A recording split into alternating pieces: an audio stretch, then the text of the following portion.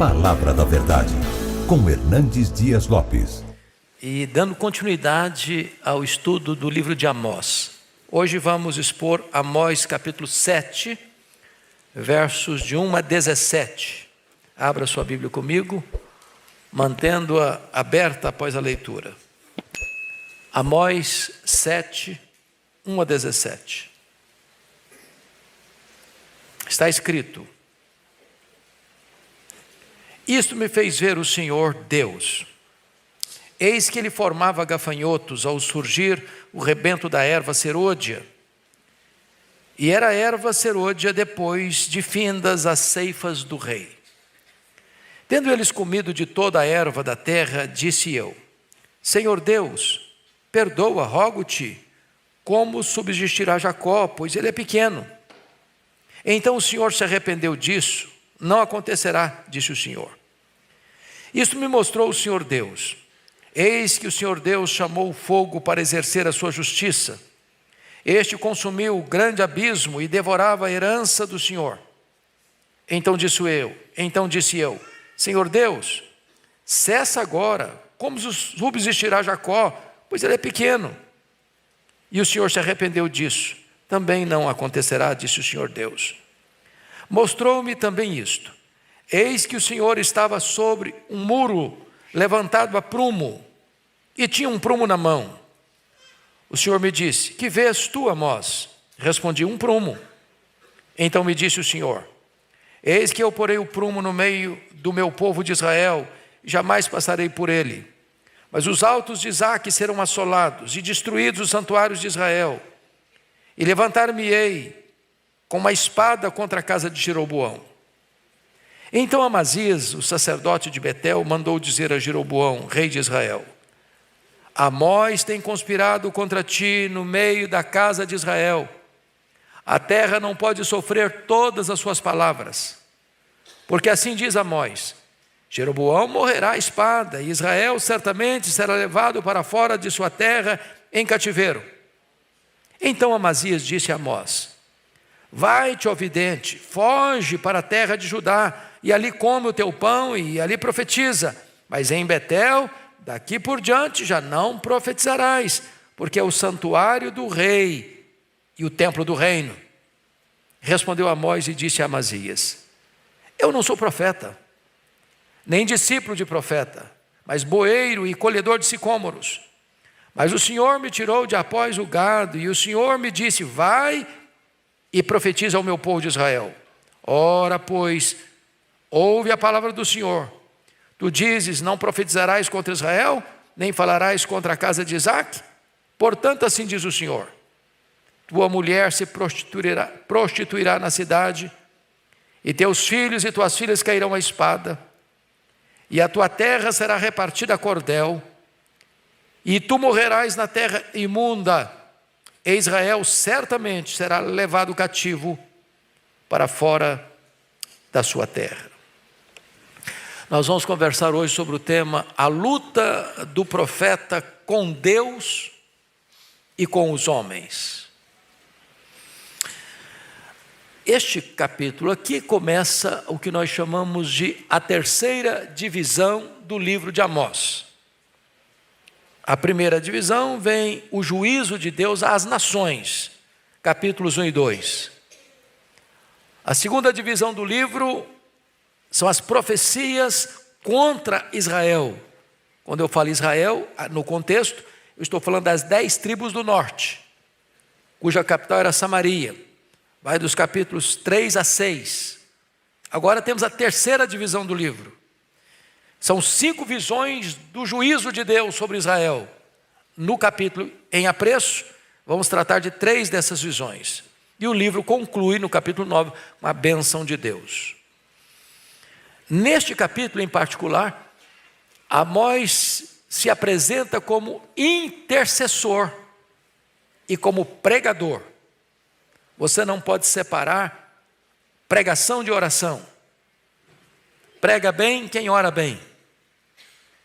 Só pode levantar-se diante dos homens para pregar quem primeiro se prostra diante de Deus para orar. Então nós vamos agora pousar os nossos olhos nesse texto e vamos extrair daqui algumas lições. Primeiro, a luta do profeta com Deus. Isso é do versículo 1 até o versículo de número 9. Os homens de Deus que impactaram nações foram pessoas que oraram. E por terem orado, se levantaram diante de Deus para pregar. Foi assim com Amós, foi assim com Elias, foi assim com os apóstolos.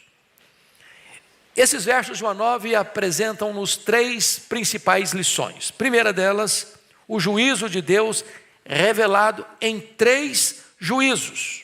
Então, confira comigo aí o verso 1 e 2. O juízo dos gafanhotos. Ponha na tela para toda a igreja ler comigo versos 1 e 2. Vamos juntos. E isto me fez ver o Senhor Deus. Eis que ele formava gafanhotos ao surgir o rebento da erva serôdia. E era a erva serôdia depois da fim das ceifas do rei. Tendo eles comido de toda a erva da terra, disse eu: Senhor Deus, perdoa, rogo-te, como substituirá Jacó, pois ele é pequeno. Então vamos entender algumas coisas. Ele está falando de um juízo, de uma praga que vem sobre as 10 tribos do norte. E notem a expressão que ele diz: eis que Deus formava gafanhotos. Esses gafanhotos não surgiram espontaneamente, não foi o diabo que mandou os gafanhotos, foi Deus. Ou seja, está tratando de um juízo que o próprio Deus está trazendo sobre o seu povo. Agora, o que é isso, gafanhotos? São insetos terríveis que, quando atacam a lavoura, destroem tudo, deixam totalmente devastado. Agora preste atenção. Tinham 2 safras em Israel. A primeira safra, a melhor, era para o rei. A segunda safra, a safrinha, que se diz hoje no Mato Grosso e em outros lugares da agricultura brasileira, era para sustento do povo, do trabalhador. Já aqui você começa a perceber o quanto a monarquia, o quanto o governo custava para o povo. O povo trabalhava, o povo ralava, o povo plantava, o povo colhia, mas o melhor ia para sustentar o establishment. O melhor ia para manter os luxos da corte. O melhor ia para manter o aparato político da nação. Agora os gafanhotos vêm e destroem tudo, e arrasam com tudo. Significa que Deus está cortando o que aqui? A fonte de renda. O que Deus está fazendo aqui? Deixando ou liderando o colapso financeiro. Por quê? Porque as 10 tribos do norte abandonaram a Deus, desde o seu fundador, chamado Jeroboão I. Nós tivemos nesse reino do norte, vocês muito bem sabem, apenas 209 anos, ou seja, 931 a.C., com a morte de Salomão, até o cativeiro assírio, em 722. Nesse chamado reino do norte, nós tivemos 19 reis, em 8 dinastias diferentes. O que é uma dinastia? É o governo de uma família. Então, todos os reis que passaram nesse reino foram maus, foram idólatras, foram apóstatas, interromperam o culto verdadeiro e substituíram o culto verdadeiro por um culto falso. Então, você vai encontrar o Jeroboão I, o Nadab, o Baasa, o Elá, o Zinri, o Onri, o Acabe, o Acasias, o Jorão, o Jeú, o Jeoacás, o Jeoás, o Jeroboão II, que é o rei que está governando agora, o Zacarias, o Salum, o Manaém, o Pecaías, o Peca e o Oséias. Esses 19 reis, não teve nenhum deles que andou com Deus. Todos foram maus. O que está acontecendo agora? Deus está enviando o juízo, a disciplina ao povo que rebeldemente se recalcitra, se rebela contra Deus. Minha mãe, lá na sua região rural, mesmo analfabeta, tinha um princípio de sabedoria. Quem não escuta conselhos, escuta, coitado. Chegou o juízo à nação. Os gafanhotos estão devastando a agricultura, interrompendo o fluxo econômico de sustentabilidade do povo. Muito bem, agora vamos ver o segundo juízo. Confira comigo o versículo 4, ponha na tela para a igreja ler e acompanhar. Todos comigo. Isto me mostrou o Senhor Deus. Eis que o Senhor Deus chamou o fogo para exercer a sua justiça. Este consumiu o grande abismo e devorava a herança do Senhor. Então, chama atenção para um ponto. O fogo em Amós é o instrumento de Deus de juízo, não só a Israel, mas às nações vizinhas. Você pode conferir isso comigo, por favor. Olha lá no capítulo 1, versículo 4. Por isso meterei fogo à casa de Azael. Capítulo 1, versículo 7. Por isso meterei fogo aos muros de Gaza. Versículo 10. Por isso meterei fogo aos muros de Tiro. Versículo 14. Por isso meterei fogo aos muros de Rabá. Portanto, quem traz o fogo aqui é o próprio Deus, como elemento da disciplina. E fogo, no contexto de Israel, não é um incêndio qualquer. O fogo é precedido por uma seca severa. Eu acho que todos vocês sabem disso. Na agricultura, na pecuária, o perigo de uma grande seca é que o capim, é que a vegetação fica seca, estorricada, pega fogo fácil. E então esse fogo já tinha a devastação dos gafanhotos, devastando a agricultura. Agora vem a seca severa, e agora o fogo chega, e a herança do Senhor é devorada pelo fogo. É juízo de Deus sobre a nação. É Deus quem traz o fogo. O fogo é agente da justiça divina, e o fogo traz destruição total. Terceiro juízo. Confira comigo aí o versículo 7 a 9. Eu queria que a igreja relesse comigo o texto. 7 a 9. Toda a igreja comigo, vamos juntos? Mostrou-me também isto. Eis que o Senhor estava sobre um muro, levantado a prumo, e tinha um prumo na mão. O Senhor me disse: que vês tu, Amós? E respondi: um prumo. Então me disse o Senhor: eis que eu porei o prumo no meio do meu povo de Israel, e jamais passarei por ele. Mas os altos de Isaque serão assolados, e destruídos os santuários de Israel. Levantar-me-ei com a espada contra a casa de Jeroboão. Agora ele sai da agricultura e vai para a construção civil. Todos nós sabemos o que é um prumo. Qualquer pedreiro, construtor de casa, construtor de um muro, usa o quê? Um prumo. Para que o prumo? Para saber se a parede que ele está levantando está reta. Porque se tiver meia sinuosa, vai cair. Vai cair. Quando Deus está dizendo: eu vou botar o prumo no meu povo, Ele está dizendo o seguinte: olha, a vida desse povo está sinuosa, não está reta, não está certa.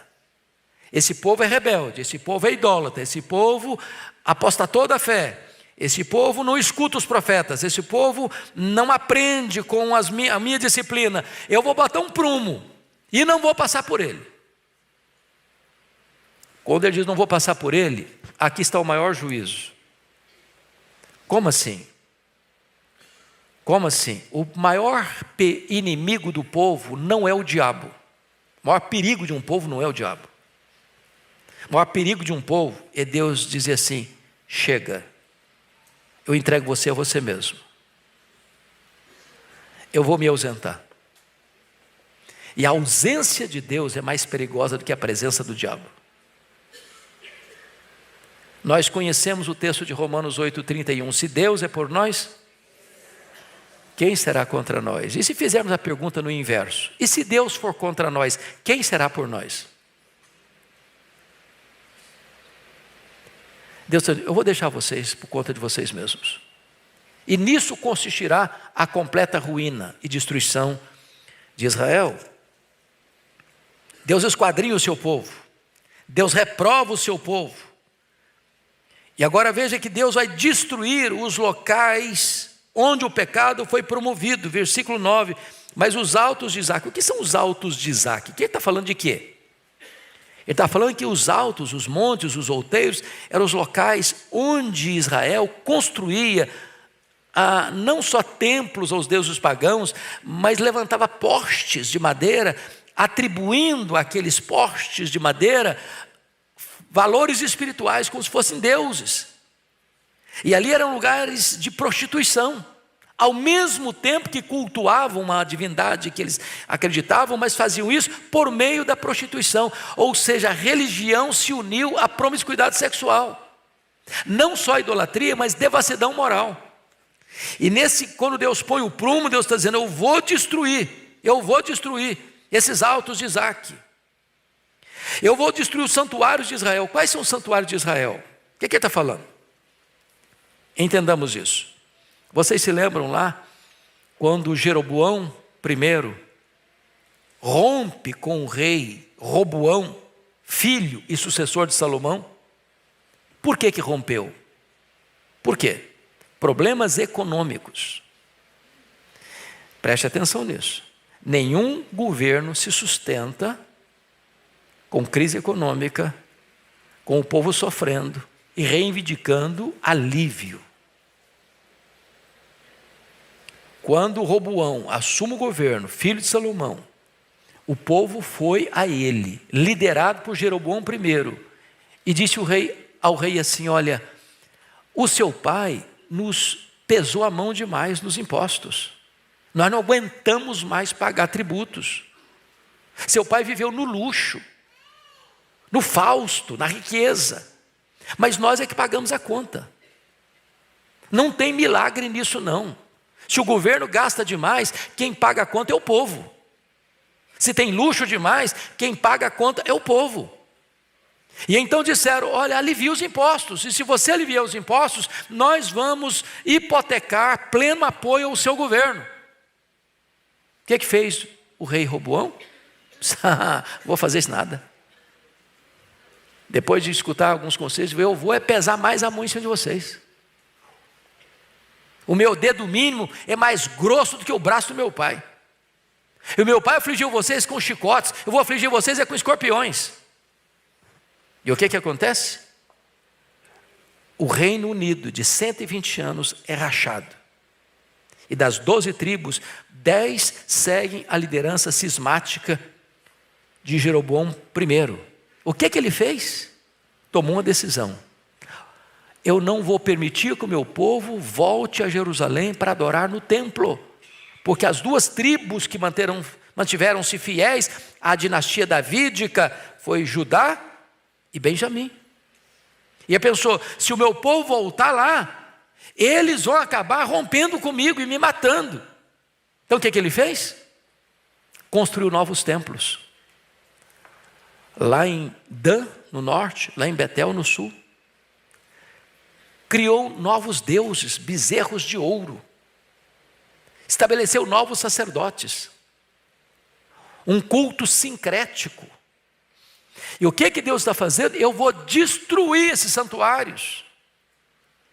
Eu vou arruinar essas casas de apostasia, de idolatria. É isso que ele está dizendo aqui no versículo de número 9. Destruídos os santuários de Israel, e levantar-me-ei com a espada contra a casa de Jeroboão. Entendamos isso, irmãos. Quem dominou essas 10 tribos do norte e levou para o cativeiro? O poderoso império assírio. Mas Deus está dizendo que quem está entregando esse povo para a Síria é o próprio Deus. Quem entregou Jerusalém e Judá nas mãos da Babilônia é o próprio Deus. É Deus quem está disciplinando o seu povo. Eles não caíram porque o inimigo era muito poderoso, embora fosse mesmo, mas eles caíram porque Deus os entregou. E os entregou por quê? Porque eles se recusaram a se arrepender, eles se recusaram a emendar os seus caminhos, eles se recusaram a se voltarem para Deus. Pois bem, dito isto, vamos olhar o segundo ponto, que é a intercessão do profeta diante do juízo mencionado por Deus. Então, vamos ver aqui que Amós é um intercessor, como foi Moisés, como foi Samuel, como foi Elias, como foi o apóstolo Paulo. Então, olhe comigo versículo 2. Leia comigo o versículo 2. Vamos juntos? Tendo eles comido de toda a erva da terra, disse eu: Senhor Deus, perdoa, rogo-te, como subsistirá Jacó, pois ele é pequeno. Veja você que Amós é movido de uma grande compaixão. Deus, perdoa o pecado deles. Deus, eles são pequenos demais. Eles não vão resistir. Veja você que a oração é endereçada a Deus com tamanha humildade. Senhor Deus, perdoa, rogo-te. Ele não diz, exijo. Decreto. Não, rogo-te. Senhor, perdoa. E ele coloca um atenuante. Ele é pequeno, Senhor. Esse povo é pequeno. Então perdoa. Se o Senhor pesar a mão, eles vão ser destruídos. E a oração é feita com um notório senso de urgência. Veja você que ele intercede, versículo 5, então disse eu, Senhor, cessa agora. Cessa agora, como subsistirá Jacó? É com humildade e com senso de urgência. Mas baseado em quê? Nos méritos do povo? Não. Nos méritos do profeta? Também não. Baseado em quê? Na misericórdia de Deus. Peço-te, perdoa. E agora a oração, ela é vitoriosa em seus efeitos, porque se você notar comigo, versículo 3, então o Senhor se arrependeu disso, não acontecerá, disse o Senhor. Versículo 6, e o Senhor se arrependeu disso, também não acontecerá, disse o Senhor. Resposta: há poder através da oração. Deus dá um diagnóstico e de repente entra o recurso da oração e Deus muda o diagnóstico. Não vai acontecer. Não vai acontecer. Lembra de Abraão orando por Sodoma e Gomorra? Senhor, se tiver 50 justos lá, o Senhor vai destruir? Não, não vou destruir. E se tiver 45? Eu não vou destruir. E se tiver 40? Eu não vou destruir. E se tiver 30? Não, eu não vou destruir. E se tiver 20? Eu não vou destruir. E se tiver 10? Eu não vou destruir. E ele parou de orar. Mas diz a Bíblia que quando Deus estava destruindo Sodoma, lembrou-se de Abraão, da oração dele, e libertou Ló de Sodoma. Então, nunca descreia do poder de Deus através da oração para reverter diagnósticos já lavrados. Lembra de Ezequias? Deus mandou o profeta Isaías à sua casa, ao palácio, com um decreto: põe em ordem a tua casa, porque morrerás e não viverás. Ele podia argumentar assim: bom, se é decreto de Deus, se é ordem de Deus, se é palavra de Deus, se Deus já definiu, acabou. Eu vou me sentar aqui e esperar a morte chegar. Ele estava doente mesmo. Os médicos não podiam curá-lo mesmo. Mas o que ele fez? Ele voltou-se para a parede e orou fervorosamente e chorou copiosamente, e Deus respondeu rapidamente. Disse: volta lá e fala para Ezequias, príncipe do meu povo, que eu ouvi a sua oração, que eu vi as suas lágrimas, que eu vou curá-lo da sua enfermidade, e ainda vou fazer mais, vou libertá-lo da ameaça do Império Assírio. Tinha 185 mil soldados ao redor de Jerusalém para invadir a cidade. E Deus libertou a cidade de Jerusalém e curou o rei em resposta ao quê? A oração. Pois bem, terceiro ponto que eu quero tratar aqui é o arrependimento de Deus. Porque note você, versículo 3, então o Senhor se arrependeu disso. Olha o versículo 6, então o Senhor se arrependeu disso. E aí você pergunta, mas como assim Deus se arrependeu?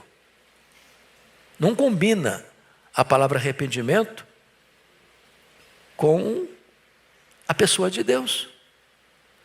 Como é que eu vou entender isso aqui, Deus se arrependeu? Primeiro, nós estamos falando de uma antropopatia. A palavra antropopatia é uma palavra composta de duas palavras gregas. Antropos, homem, pathos, sentimento ou sofrimento. Então, é você atribuir a Deus um sentimento humano. Agora, o arrependimento de Deus tem nada a ver com o nosso arrependimento. Por que você e eu nos arrependemos? Porque nós erramos. Então, nós erramos, temos consciência do nosso erro, nos arrependemos dele e então tomamos um novo rumo. Deus não erra, Deus não falha, Deus não tem defeito moral. Então, o que significa Deus se arrependeu? É que a relação de Deus conosco, ela é bilateral. Deus está dizendo assim, você vai morrer. Aí você se arrepende do seu pecado. E Deus diz aí, então eu vou suspender o juízo e vou aplicar a graça. Deus não mudou o seu caráter. Uma vez que a outra parte reconhece o erro, Deus então suspende o juízo e oferece graça. E essa mudança de sentença, numa linguagem antropopática, é chamado de Deus se arrependeu, o arrependimento de Deus. Deus suspendeu o juízo, pelo menos temporariamente. Você vai encontrar isso no livro dos reis, segundo livro dos reis. Lembram lá de Ezequias? Quando o profeta Isaías dá uma reprimenda nele, mas disse assim, olha, você acolheu essa comitiva diplomática da Babilônia, e você abriu a sua casa e os seus tesouros, e você se engrandeceu diante deles. Agora escute isso aí, essa Babilônia tornar-se-á um poderoso império e voltará, e vai saquear toda a riqueza, e vai levar os filhos como escravos, e vai torná-los eunucos nos palácios, vão castrá-los. E Ezequias pensou, boa essa palavra, porque isso não acontecerá nos meus dias. Ou seja, o juízo está lavrado, mas ele vai ser estendido lá para frente. Vocês se lembram de Josias? O rei Josias? Pois é, ele está fazendo uma reforma em Israel, fazendo uma limpeza na casa de Deus. E aí, o sumo sacerdote Hilquias, nessa reforma, encontra perdido dentro da casa de Deus o livro da lei. Olha que coisa curiosa. A palavra de Deus, a Bíblia perdida dentro da igreja. O povo não estava lendo Bíblia mesmo, né? A igreja abria as portas, o templo abria as portas, mas a Bíblia não existia. Aí, quem encontrou, vai lá para o rei, diz, achar esse livro da lei, lá no templo, e leu para o rei. Ele ficou tão desesperado, devia ser o livro de Deuteronômio, que rasgou as vestes. Por que rasgou as vestes? Porque em Deuteronômio está escrito lá, as bênçãos da aliança e as maldições da aliança. E uma das maldições da aliança era que a nação seria levada cativa, se o povo não cumprisse o pacto, a aliança firmada com Deus. Aí o rei mandou uma comitiva consultar a profetisa Hulda, que morava em Jerusalém, para ver o que estava para a palavra de Deus em virtude daquele livro da lei. E a profetisa disse: olha, Judá vai ser levado cativo. A sentença está dada, ele é irremediável. Por quê? Por causa dos pecados de Manassés. Deus disse: chega, basta. Mas Deus disse através da profetisa: não vai acontecer nos seus dias. Você é um homem de Deus, você é um homem piedoso, você é um homem correto, você é um homem que me buscou de todo o seu coração. Então, essa tragédia virá, mas não virá nos seus dias. O que Deus está fazendo? Estendendo o juízo lá para frente. Para quê? Para que aquele homem de Deus não sofra as consequências daquele tempo. Então, notinha de rodapé. A Bíblia diz que Deus leva para si o justo antes que venha a calamidade. Tem hora que morrer cedo é um grande livramento de Deus. Deus está dizendo: eu vou te poupar de uma situação tão difícil, que se você tivesse mais tempo de vida, você teria uma vida muito sofrida, muito amarga, como eu quero e amo você. Eu vou proteger você dessa tragédia e vou recolher você mais cedo para mim. Pois bem, dito isto, vamos agora ao segundo ponto da mensagem. Primeiro foi a luta do profeta com Deus, intercedendo. Agora vai ser a luta do profeta com os homens. E aqui eu chamo a sua atenção para algo muito importante. Se você está fazendo algo sério para Deus, espere oposição. Eu vou repetir. Se você está fazendo algo sério para Deus, espere oposição. O inimigo vai se levantar. Vai ter resistência. Vai ter ataque. Vai ter perseguição. E não foi diferente com o profeta Amós. Porque, chama atenção para isso. Qual foi o período em que profetizou Amós em Israel? No governo de quem? No governo de quem? Jeroboão II. O mais importante rei desses 19 reis foi Jeroboão II, da dinastia de Jeú. Ele governou o mais longo período lá no norte, 41 anos. Por que ele foi o maior, o melhor rei do reino de Israel? Porque nas fronteiras a Síria estava ainda ensaiando os seus ataques, mas não estava atacando. Se tem paz nas fronteiras, tem paz também com as duas tribos do norte, tem prosperidade, tem crescimento econômico, tem benefícios para a nação. Então, ele está profetizando o tempo áureo. Hoje, gente, falar em cativeiro no reinado de Jeroboão II, era um anacronismo histórico. O que é isso, cara? Você está falando de tragédia? Nós estamos no melhor período da nossa vida? O auge da economia, no auge da política, no auge da prosperidade. Você vem me falar de cativeiro, de exílio. Que loucura é essa? Então, vamos ver o que vai acontecer. Primeiro, tem 3 coisas aqui nesse texto. A primeira delas é uma mensagem de Amazias ao rei Jeroboão II, versículos 10 e 11. Põe na tela para nós lermos. Vamos juntos comigo. Então, Amazias, o sacerdote de Betel, mandou dizer a Jeroboão, rei de Israel: Amós tem conspirado contra ti no meio da casa de Israel. A terra não pode sofrer todas as suas palavras. Porque assim diz Amós: Jeroboão morrerá à espada, Israel certamente será levado para fora de sua terra em cativeiro. Então, vamos entender uma coisinha aqui importantíssima. Primeiro, Estado e religião estavam juntos para cercear a liberdade de expressão. Preste atenção nisso. Isso é atual.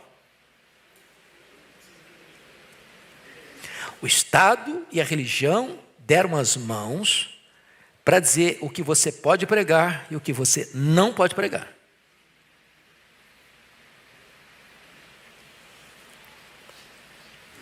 Esse sacerdote chamado de Amazias, ele não está a serviço de Deus, ele está a serviço do rei, do Estado. Aqui não. Aqui não. Aqui é o templo do rei. Aqui você não pode falar o que você quer, não. Aqui tem regras. Aqui tem limites.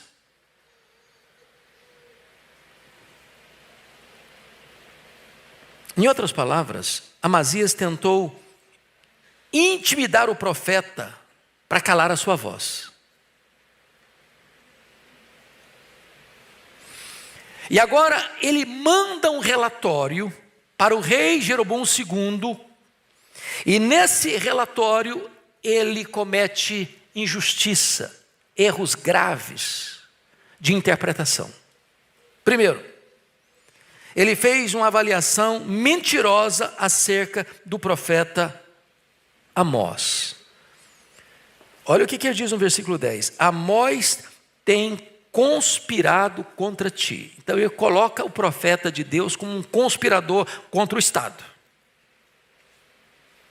Quando o Estado vai se tornando absolutista, você não pode criticá-lo. Porque qualquer crítica ao establishment, qualquer crítica ao sistema, qualquer crítica à política, qualquer crítica à realidade espiritual da nação, é como uma traição ao Estado. Acusa o profeta de conspiração contra o rei.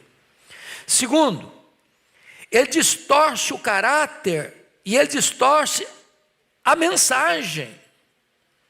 Ele entra num campo de subjetividade, falando das motivações do profeta. Veja você, ele conspira contra o rei no meio da casa de Israel, e a terra não pode sofrer todas as suas palavras. Esse cara é contra o Estado, ele está querendo destruir o Estado, ele está querendo desestabilizar o rei, ele está querendo entrar numa área que não é a dele, a política.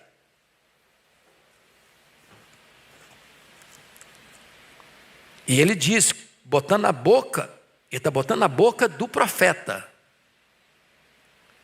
que o profeta não falou. Jeroboão morrerá à espada. Onde que o profeta falou isso? Israel certamente levará cativo para fora da terra em cativeiro. Isso é verdade. Ou seja, sempre que alguém acrescenta algo que você não disse, como se você tivesse dito, põe na sua boca o que você não falou, ele está fazendo o quê? Corrompendo o seu caráter. Ele está distorcendo a verdade.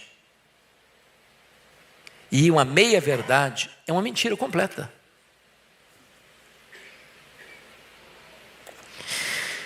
Então, o que você começa a perceber com isso? Ele está dizendo para o rei que Amós está chefiando uma rebelião contra o rei. Ou seja, esse camarada é um adulador do rei, e não um servo de Deus. Ô, irmãos, eu estou falando de 700 anos antes de Cristo. E quando você vê isso se repetindo na história, você só chega à conclusão de que a Bíblia é de fato a palavra de Deus e a verdade de Deus. Ela só está mostrando para nós que os tempos mudam, mas o coração do homem não. É tão corrompido quanto foi lá desde o começo. Segundo ponto. O Amazias, ele chega a uma conclusão equivocada no versículo 11. Ele viu a ameaça do cativeiro como uma conspiração política encabeçada por Amós. Porque assim diz Amós: Jeroboão morrerá à espada, Israel certamente será levado para fora de sua terra em cativeiro. Ou seja, ele começa a entender que Amós está conspirando contra o rei, contra o Estado, e que essa era a motivação dele. Era derrubar o governo. Era derrubar a nação. Só que a motivação do profeta não era nada disso. E se você ler a Bíblia, você vai ver que Amós é vítima dessa acusação. Elias é acusado da mesma coisa. Acabe diz: você é um conspirador de Israel. Diz: não, quem tem conspirado contra Israel não sou eu não, é você, Acabe, e a sua casa. Jeremias foi acusado disso, até prenderam o profeta Jeremias. Jesus foi acusado disso. Então preste atenção que nessa luta contra os homens, o Amós tem que enfrentar a mensagem falsa de Amazias ao rei. Segundo ponto, vamos ver agora a mensagem de Amazias ao profeta Amós. Ele está dando um relatório para o rei. Agora ele vai ter que encarar o profeta face a face. O que ele vai fazer? Primeiro, vamos dar uma olhadinha no versículo 12 e 13. Vamos ler todos nós, por favor, na tela. Toda a igreja comigo. 12 e 13. Então, Amazias disse a Amós: vai-te, ó vidente, foge para a terra de Judá, e ali come o teu pão, e ali profetiza. Mas em Betel, daqui por diante, já não profetizarás, porque é o santuário do rei e o templo do reino. Então vamos entender algumas coisas aqui. Primeiro, um preconceito identificado. Quando ele diz vai, ó vidente, essa é uma palavra negativa, pejorativa, para dizer você é um visionário, maluco. É uma forma desdenhosa de referir-se às suas visões, como se fosse um visionário de ideias extravagantes. Tem nessa palavra preconceito. Segundo, uma prepotência declarada. Veja você que ele viu como um membro do reino rival. Ele vem de onde, o Amós? Ele vem de Tecoa. Onde fica Tecoa? Em Judá, lá no sul. O reino do sul é rival do reino do norte. O reino do norte é rival do reino do sul. Então ele está aqui dizendo o seguinte: olha, você largou a sua terra, vai profetizar lá, cara. Você não é de lá? Vai para lá. Aqui não. Aqui é outro reino, aqui é outra nação, aqui tem outro rei, aqui tem outras leis, aqui tem outros costumes, aqui tem outra postura. Então o que acontece? Ele insinua que o profeta Amós é tão mercenário quanto ele. Porque ele é sacerdote aqui em Betel, mas ele não está preocupado com a palavra de Deus, ele está preocupado em bajular o rei, manter o establishment, ele está preocupado em manter a situação presente, ele não quer incômodo. Terceiro, é uma ordem descabida. Mas em Betel daqui por diante, versículo 13, já não profetizarás, porque é o santuário do rei e o templo do reino. Ou seja, ele expulsa e ele proíbe. Aqui já não profetizarás, vai embora.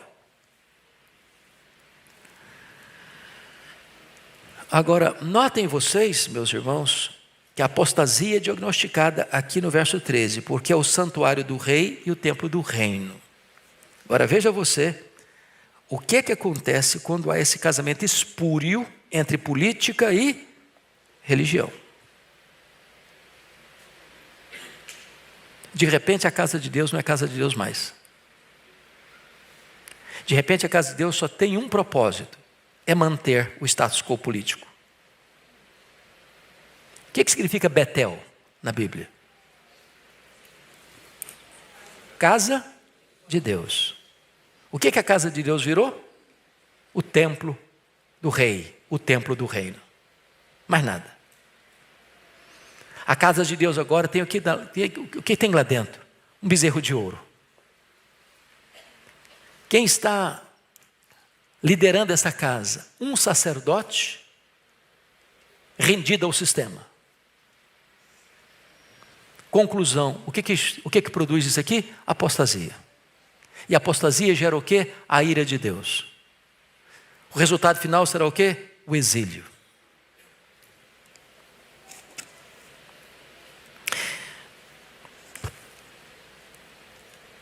Eu não estou tratando de um texto, irmãos, apenas mencionando algo que aconteceu há 2.700 anos. Se a nossa leitura da Bíblia for apenas uma leitura de lentes do retrovisor, nós teremos perdido o significado das Escrituras. A Bíblia não foi a palavra de Deus, a Bíblia é a palavra de Deus. E como palavra de Deus, ela está nos alertando. Quem dera esse livro fosse estudado na Câmara dos Deputados, no Senado Federal, nas cortes da nossa nação. Quem dera as autoridades constituídas pudessem compreender a verdade de Deus e se colocarem debaixo da autoridade da palavra de Deus. Tantos erros seriam evitados. Mas vamos concluir. Agora, uma mensagem de Amós ao sacerdote Amazias. Então vimos 3 mensagens. A mensagem de Amazias ao rei Jeroboão II, a mensagem de Amazias ao profeta Amós. Agora a terceira mensagem é a mensagem de Amós ao sacerdote Amazias. Versículos 14 a 17, bota na tela para toda a igreja ler. Vamos ler juntos. Vamos lá? Respondeu Amós e disse a Amazias: eu não sou profeta, nem discípulo de profeta, mas boieiro e colhedor de sicômoros. Mas o Senhor me tirou de após o gado, e o Senhor me disse: vai e profetiza ao meu povo de Israel. Ora, pois, ouve a palavra do Senhor.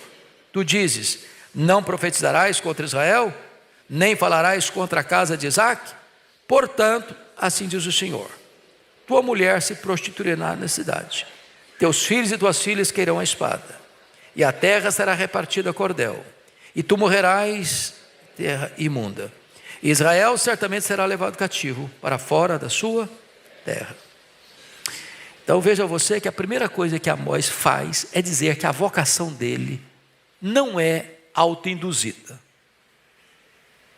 Ele não é profeta porque ele achou bonito ser profeta e resolveu ser profeta e se levantou como profeta porque ele achou que eu devia fazer isso. Não. Ele diz: eu não sou profeta.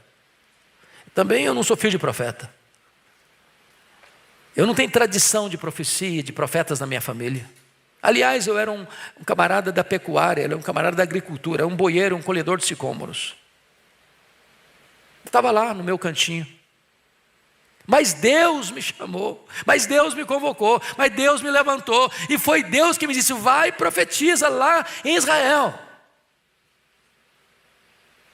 Então a primeira coisa que ele está dizendo é de onde vem a fonte e a autoridade da sua profecia. Não vem dele, vem de Deus. Está dizendo: você quer brigar? Não briga comigo, não briga com Deus. Você quer enfrentar? Enfrente Deus. Não é comigo. Segundo, Amós acentuou o alvo da sua profecia. Versículo 15: vai e profetiza ao meu povo de Israel. Deus poderia ter dito: Amós, já que você é aqui do sul, já que você é aqui de Judá, vai e profetiza ao meu povo em Judá. Ok, estou profetizando no meio do meu povo, da minha gente, da minha nação, da minha nacionalidade. Mas não foi o que Deus disse: vai e profetiza ao meu povo Israel. É lá no outro povo, é lá na outra nação. Ele é um missionário transcultural. Esse é o alvo da profecia dele. Terceiro, Amós revela que quem teme a Deus não tem medo dos homens. Porque, preste atenção, ele está no território estrangeiro. Ele está debaixo do governo do cara mais poderoso de Israel, que é o rei Jeroboão II. Ele está confrontando as fortalezas da idolatria. A sede religiosa das 10 tribos do norte de Israel era Betel. Ele está lá, no centro nevrálgico. Agora levanta o líder do templo sede, do governo, que era o templo do rei. E desafia a nação, e desafia o rei, e desafia o sacerdote. E quando ele diz, aqui não, cara, volta para a sua terra, lá você pode comer seu pão, lá você profetizar, aqui é o templo do rei, aqui é o templo do reino, aqui você está proibido de falar. Ele pode dizer, bom, quer dizer, gente, Deus, eu vou arrumar minhas malas, vou embora. Não querem que eu profetize, o Senhor me mandou marcar, mas eles não querem que eu profetize aqui, eu preciso cuidar da minha vida, eu preciso pensar na minha integridade física, e eu vou pegar meu passaporte, vou carimbar, e eu estou embarcando. Vamos embora. Não, ele engrossou mais o caldo ainda. E por que ele engrossou mais o caldo ainda? Porque quem teme a Deus não tem medo dos homens. Preste atenção nisso, irmãos. A perseguição religiosa vem por aí. Leia a história da igreja. A história da igreja será a nossa pedagoga ou será a nossa coveira. Por que os cristãos foram martirizados no Império Romano? Vocês acham porque Roma era intolerante? Não. Roma não era intolerante. Intolerantes eram os cristãos. Eu explico. Roma tinha um panteão de deuses. Acrescentar mais um deus ao panteão de Roma não fazia diferença nenhuma. Roma não proibia as pessoas de adorarem seus deuses. Agora, Roma fazia uma exigência. É preciso dizer que César é o Senhor. César Quírios. Se você não se prostrar diante de César, você é considerado um traidor da pátria, um traidor do Estado. Você é um rebelde. E aí você está encrencado com o Estado. Como os cristãos se recusavam, como os amigos de Daniel se recusaram a se prostrar diante da imagem que Nabucodonosor levantou. Não, para nós só Jesus é o Quírios, só Jesus é o Senhor. Aí você está encrencado. Ou seja, o cristão, ele prefere morrer a pecar. Mesmo em face da morte, não ama a própria vida. E ele está pronto a morrer pela sua fé, mas não negociar seus princípios e valores. E é por esta causa, meus amados irmãos, que eu volto a afirmar, quem teme a Deus não tem medo dos homens. E Jesus diz, temei não aqueles que podem matar o corpo, mas aquele que pode lançar no inferno, tanto o corpo quanto a alma. Não foi assim com João Batista? Quando ele denuncia o pecado de Herodes Antipas?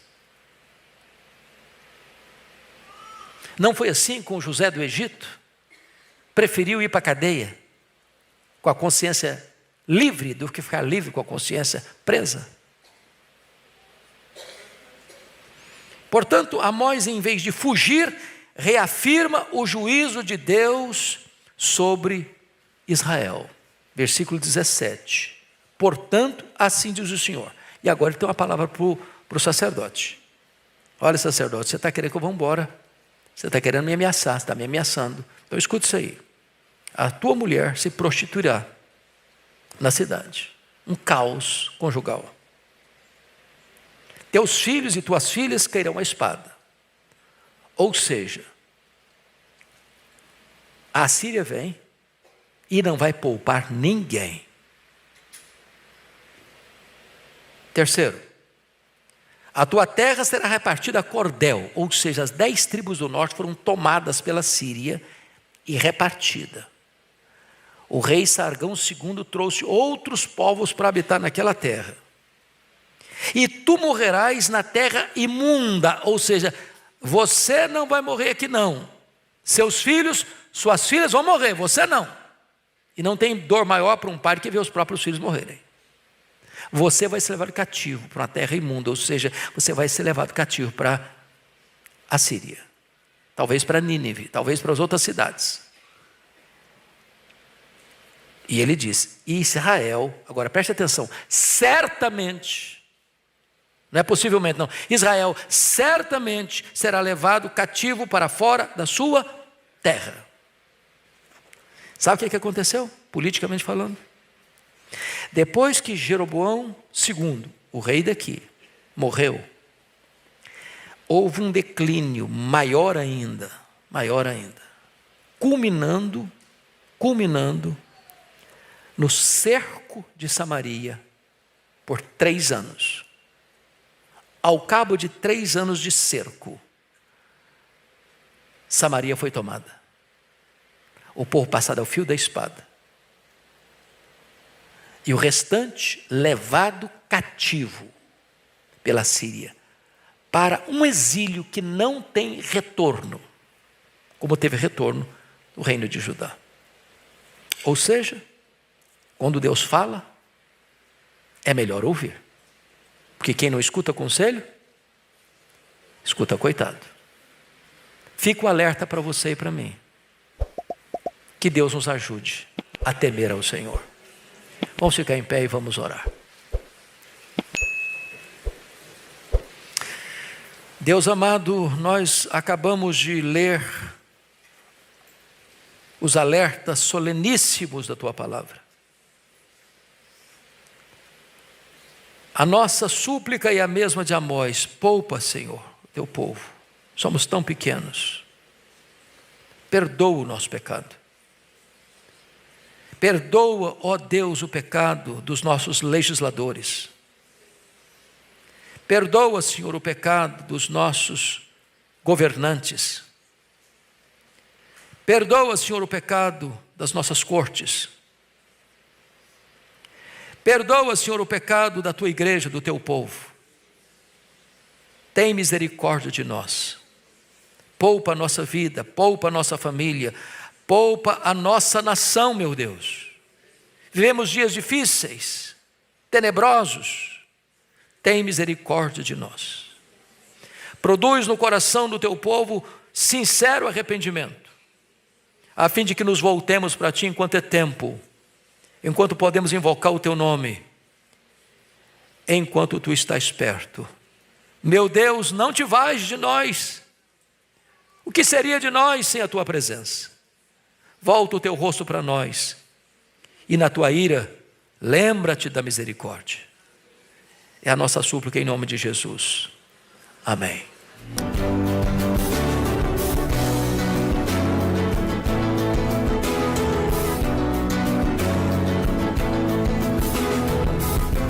Palavra da Verdade, com Hernandes Dias Lopes.